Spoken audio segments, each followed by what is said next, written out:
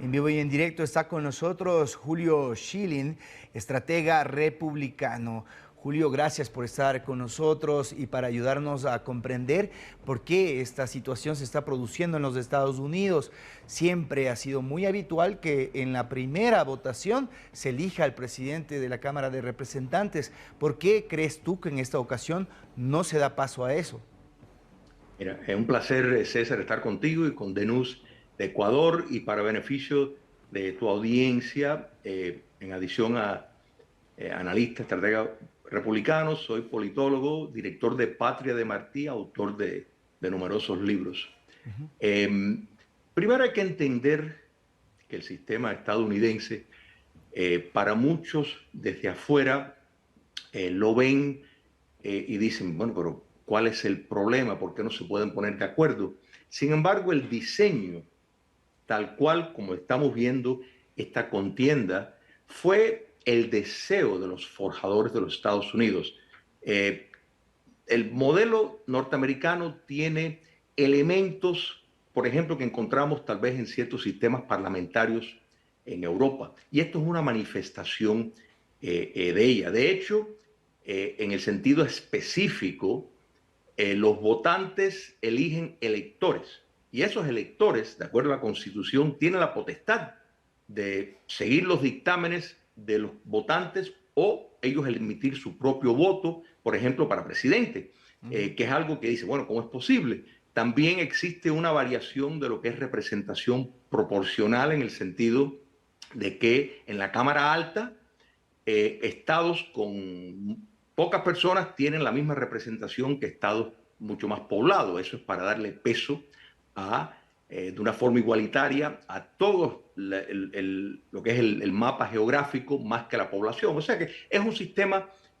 bastante complicado y en este caso estamos viendo algo que en esta magnitud no se repite desde 1923, pero tenemos que, y esto para, de nuevo, el beneficio de vuestra audiencia, en 1856, o sea, estamos hablando 5 años antes de que comenzó la guerra civil estadounidense, esta votación para el presidente de la Cámara ocurrió 133 veces. 133 veces, tomó 2 meses antes de que se decidiera. Entonces uno examina y dice, bueno, ¿por qué no se ponen de acuerdo? Bueno, yo creo que ahí es donde está la explicación.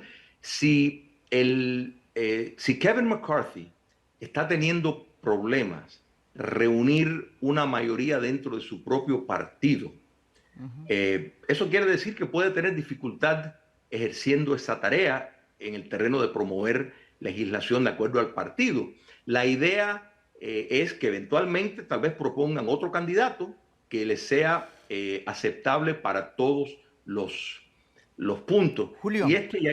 pero también evidencia un fraccionamiento en el interior del Partido Republicano, en donde Trump ha venido de alguna forma a marcar un antes y un después, porque de alguna forma ha hecho llamadas, tenemos entendido, para poder propiciar que McCarthy finalmente logre los votos, pero hay este grupo de 20 disidentes que me gustaría saber, según tu conocimiento, quiénes son y qué es lo que buscan.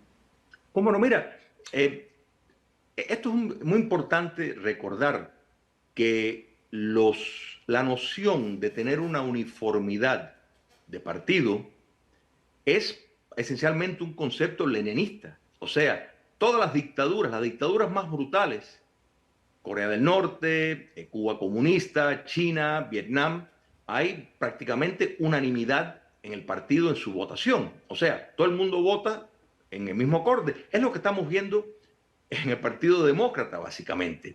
Quiero decir, mejor dicho, que en el entendimiento de una democracia, comprendiendo que la democracia es un proceso complicado, lleno de conflictos, para precisamente llevar las personas a un consenso, se ven este tipo de cosas. Las preocupaciones, por ejemplo, ¿y qué es lo que buscan? Porque yo creo que tú estableces el punto en la introducción previa de que han habido ya ciertas concesiones de parte de Kevin McCarthy. Pero, o sea, no está escrito en ninguna parte que el puesto tiene que ser de él.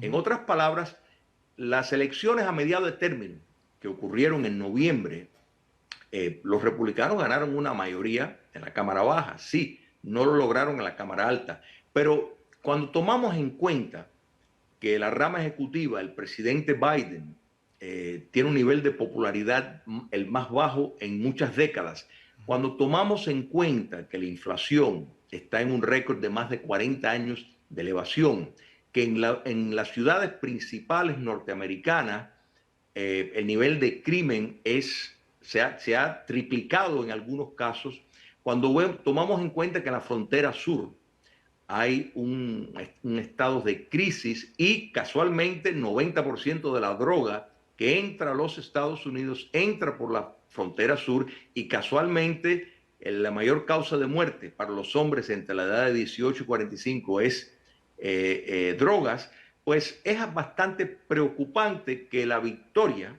de los republicanos haya sido tan poca.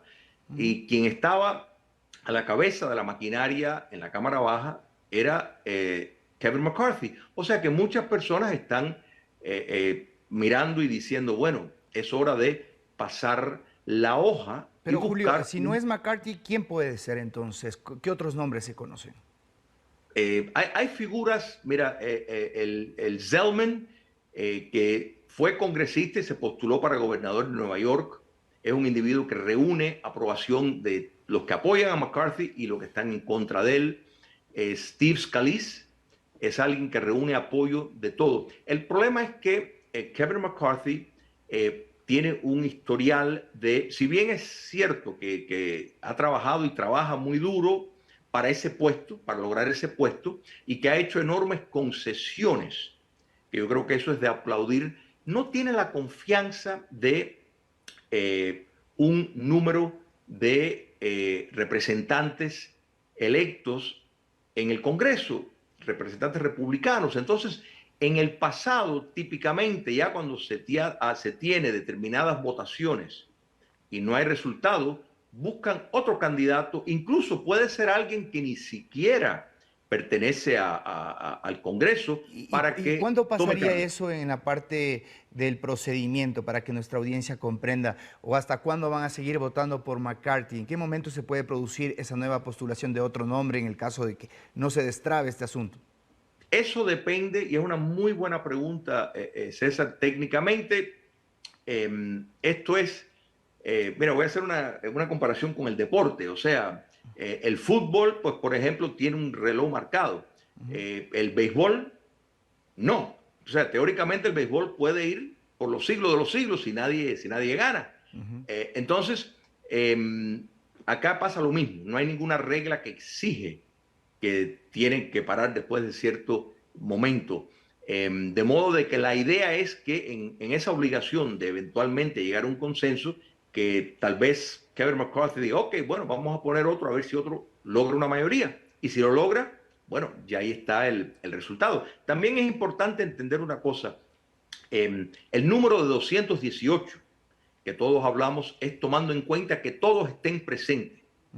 Digamos que 3 representantes se van para la casa, dicen, aquí no me quedo, me cansé de esto.